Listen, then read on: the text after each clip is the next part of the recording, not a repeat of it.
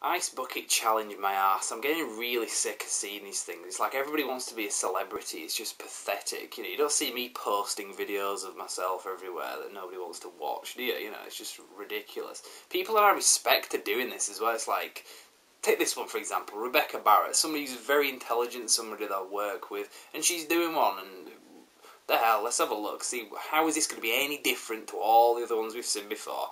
I nominate Leah Hawkins and Joseph Skelton. What? Oh, that is some bullshit.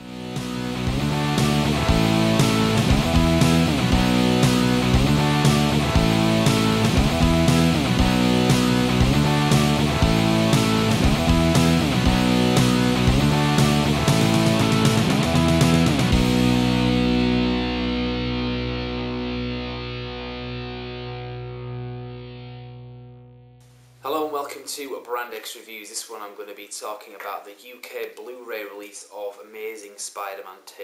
Now, I did go see this film back in April with my co-reviewer, The Core, and we did actually cover the film itself, so I'm not going to get too much into the detail about the actual film, so I'm just going to really talk about the Blu-ray and the UK version. I don't know what the difference is with that and the American version, but and go into what you get with it and also what's to come in future with this franchise, because at the moment it's fairly confusing to me anyway, but I'll get into that later on in the video.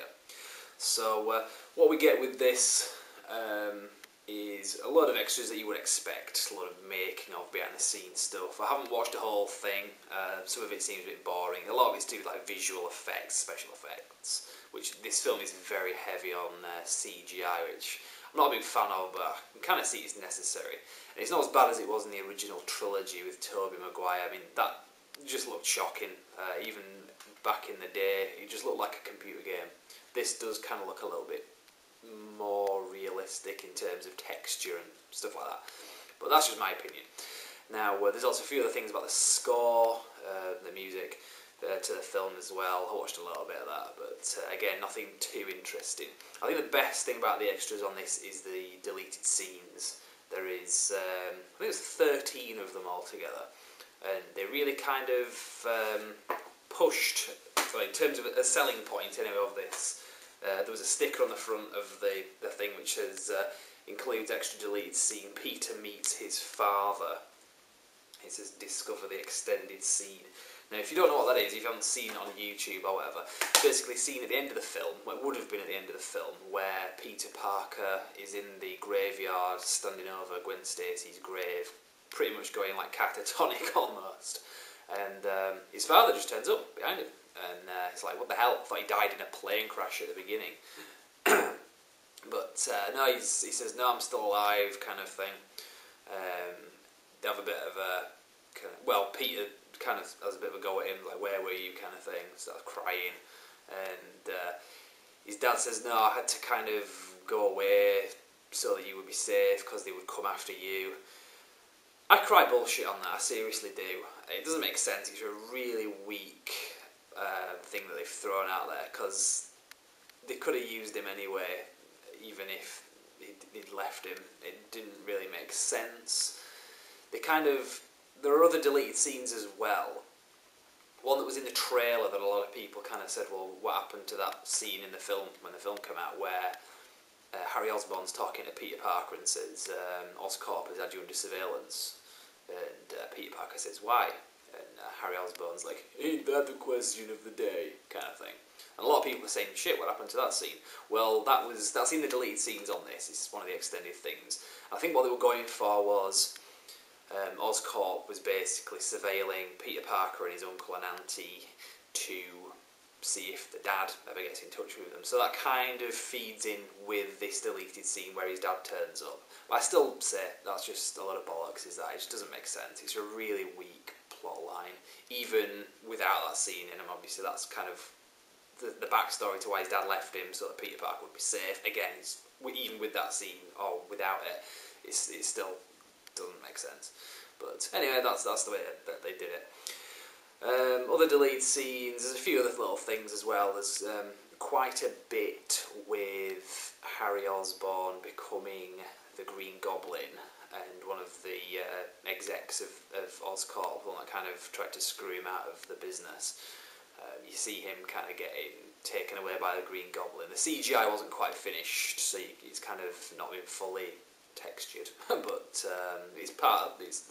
I think that was originally how you were going to first see Green Goblin at Oscorp, going after some of the CEOs kind of thing. Instead of the first time you see him in the film is when he's fighting Spider-Man, which is before he kills Gwen Stacy. But those are the deleted scenes anyway. There's a few other little bits, don't want to go into too much detail because they're not all that spectacular. I've pretty much forgotten them already, so they're not that great. Now, other stuff as well, let's just see. There's what you would expect, commentary, and there's a music video, the Alicia Keys music video, but again, who cares? So that's the Blu-ray anyway. Don't really have much else to say about it. The quality's very good anyway. If you've got a decent TV, you can see the clarity of the picture. The sound is very good as well, particularly like the sound effects that Electro makes as well, especially when he's talking. I think to have a really good sound system really kind of amplifies just every little bit of the sound that's kind of going on there, because I think with a lesser sound system you probably wouldn't appreciate what was put into that, but I think it was very effective, to be honest. A lot of people kind of criticised the whole Electro character, but I thought it was pretty cool. I thought it looked good. It was kind of menacing, I guess. So it's a Spider-Man film, what do you expect, you know? But anyway, I'll pretty much leave it there for the actual Blu-ray review. Now what there is to come in future, they did originally say every 2 years Sony was going to put out a Spider-Man film, specifically Spider-Man 1, 2, 3, 4 kind of thing. That's as far as they went, every 2 years. So 2014 this year, Spider-Man 2, next one was going to be Spider-Man 3 in 2016, then 2018 we would have Spider-Man 4. And somewhere in that they said, yes, we're going to do a Sinister Six film. Which, if you don't know what that is, it's basically like the Avengers, but instead of a team of superheroes, it's a team of super villains. And it's still kind of unclear which villains they're going to go with. But there is a list. I kind of got some details on here. There's an article, actually, a pretty good one, put out by MovieWeb. I'll just kind of go over that here. Under the headline, Sinister Six causing outdated Spider-Man 2 Blu-ray features, ? Now, something that's come out recently is kind of put into question the extras that are on the Blu-ray, particularly one of the American versions of the Blu-ray, but I'll just read it anyway. Sony's recent release date changes for the Sinister Six and The Amazing Spider-Man 3 leads many to believe these bonus features aren't accurate. So this was published on August 24th, so it's about a week ago as I'm reading it. So as I say, it's from movieweb.com. Last week we reported that the Target exclusive Blu-ray release of Amazing Spider-Man 2 includes confirmation from director Mark Webb that the end credits stinger includes the Sinister Six villains, Kraven the Hunter, Mysterio, Kraven the Hunter and Mysterio. Although the filmmaker later admitted that he isn't even sure if they will appear in the spin-off. However, given Sony's recent announcement that the Sinister Six movie will hit theatres in 2016 and The Amazing Spider-Man 3 has been moved to 2018, some believe that these special features are outdated. It kind of goes on. Among the details Mark Webb revealed in last week's video include a deleted scene where the Gentleman, aka Gustav Fiers, played by Michael Massey, approaches the cryogenically frozen head of Norman Osborn, played by Chris Cooper, which paves the way for Oscorp founder to remove for the next movie, which we believe he meant Amazing Spider-Man 3. Now we know that the next movie will be the Sinister Six and not the Amazing Spider-Man 3, which leads us to believe that these bonus features were shot and compiled well before Sony's announcement that the Sinister Six would hit theatres on November 11th, 2016. And I won't bother reading the whole thing out, but it finishes off by saying that while it's doubtful that Sony intentionally tried to mislead the fans with these Blu-ray special features, one of the writers, Robert Orkey, claims that the franchise may be in limbo, may be more accurate than ever. So it is really confusing to see who's going to be in this Sinister Six film.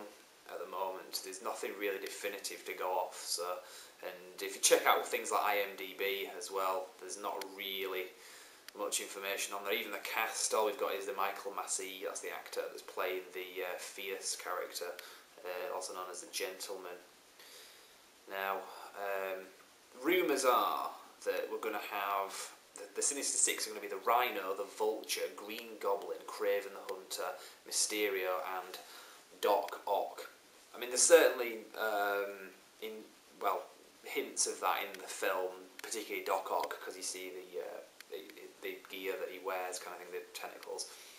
So that'll be interesting to see what they do. Anyway, I don't mind these films. They kind of won me over with this one. The first one I wasn't too sure about. I didn't go see it in the cinemas, but wanted to, but I just didn't get a chance to. So I only caught it on DVD when it came out later, Blu-ray. And I wasn't a fan of the original trilogy, the ones directed by Sam Raimi, but they had kind of good moments in them, but overall they weren't that great. But this new franchise, which I accept Sony have done just for the sake of retaining the rights to the franchise, I think they've done a better job with these. And certainly Andrew Garfield is a hell of a lot better than Tobey Maguire. He was like a special needs Spider-Man. He seriously was. I just think that Andrew Garfield was a hell of a lot better in these. Well, everyone's entitled to opinion, I guess. But we'll see where they go anyway. I'm looking forward to the next ones, and it's going to be interesting to see how they kind of keep it going, if they continue to be successful as well. I mean, this film, I think it did reasonably well at the box office, so it's not like hurt the franchise or anything like that, but it's not as big as X-Men, or I dare say Captain America, Winter Soldier, or Guardians of the Galaxy, which from what I understand is like the biggest, highest grossing film this year so far. So I think they're not quite up there, but I think it's performing, in terms of revenue, so fair enough. I'll leave it there anyway. So again, I guess I'm going to have to get this bloody ice bucket challenge out of the way, so stay tuned and we'll see what we can figure out. If I can get out of it somehow, I will try anyway. That's the website, brandxreviews.com, and we'll see you after the credits, I guess. Thank you very much for watching.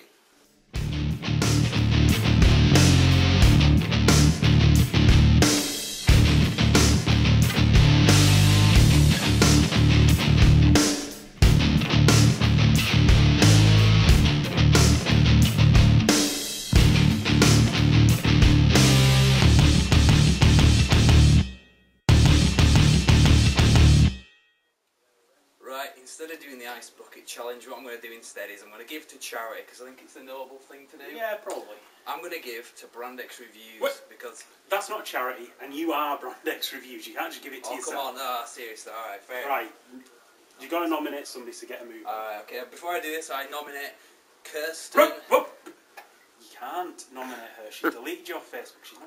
She can't even be in the same room as you, man. Alright, who then? You both know.